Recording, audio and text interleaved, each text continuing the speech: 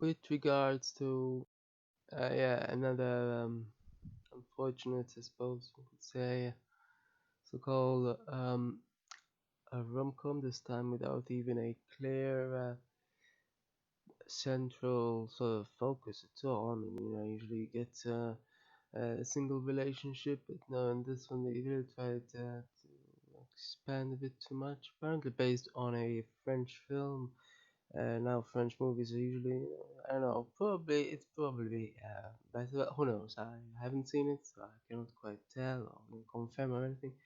Um, but um, yeah, so it's called the Big Wedding, and I'm not even sure why it's called that because it didn't quite have a big wedding at all, and the story though is so strange and all over the place, to say the least. And Yeah, I didn't quite um I, I didn't like it a few, actually I didn't, but I I specifically didn't quite like, but she didn't quite have a big part or anything, so I didn't quite know that. Christina Besso's character, didn't see the point of her. Other than that, yeah, I've recently seen Amanda Seyfried in Red Riding Hood, so a bit strange to see her here, but she didn't have a big part either. It's always weird to see Robert De Niro. He did some other movies as well in this sort of genre. It's weird though because earlier, of course, he did violent movies, so he seriously went from violent to rom-com. Huh. I've also seen Susan Sarandon and Tammy recently, so a bit confusing, but it is an ensemble cast, so I think I wasn't quite confused in this sense because anyway, somehow her hair was totally different from the other movie somehow. Of course, makeup does things. Other than that, of course, the highlight I thought, in my mind at least, was a highlight. I suppose it wouldn't have been a highlight for people who actually watched the movie when it came out, exactly when it came out. Of course, with hindsight, that is, Robin Williams. I mean, this was the year before he killed himself. It's not quite his last movie. So I mean, this is the thing that made me think about it. I mean, other than this, I mean, the movie is not really very um, thought provoking at all. But yeah, besides that, though, I mean, I actually the only thing that happened here is that I learned about a new genre, apparently like a sub-genre of rom-coms, comedy of remarriage. Apparently, it's called, and mostly was there when the Hays Code was instituted. And yeah, apparently it was a genre created just to avoid the Hays Code. So it's kind of hilarious. I'm assuming not quite the intention here. I suppose it just happened to happen here with the plot as it was. Of course, it's one of those things where getting a rom-com with old people in it isn't quite the most enlivening, but anyway.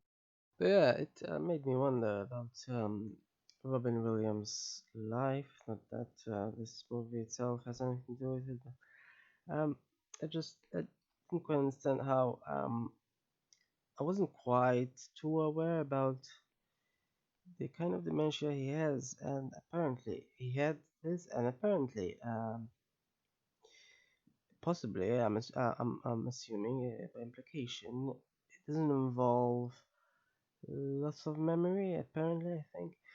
Because I was wondering how, I mean, at the very end, just this was the year before, and then he also did movies the year after. So this wasn't quite the last movie, but nearly one of the last. And he did quite a lot. He did, um, yeah, and somehow, so I was wondering, though, I mean, if indeed it affected memory. If so, I mean, how does it do movies, with memory problems? But it doesn't seem like it does. At least, looks of it. Um, but yeah, it's quite strange seeing a person like that. I don't know that he had a big part, but just one of those things. I mean, this was technically, I mean, from 2013 to what, 15. He died in 2014, so there are, including this movie, 8, right? And that's absolutely anything was his very last. There were a few that were posthumous releases, but not big weddings, so there wasn't, in memory of and such. So I don't get it how someone can do 8 movies just in the last couple of years of their life and then not want to live at all. Not many actors are like that, I think. I mean, generally, there's usually, like, they either stop or, yeah, their health problems are so severe they just cannot due to that. So either they lose interest or that. Um, he acted quite a lot. From a very, it's incredible. I had no idea. First movie was in '77. It's quite a lot.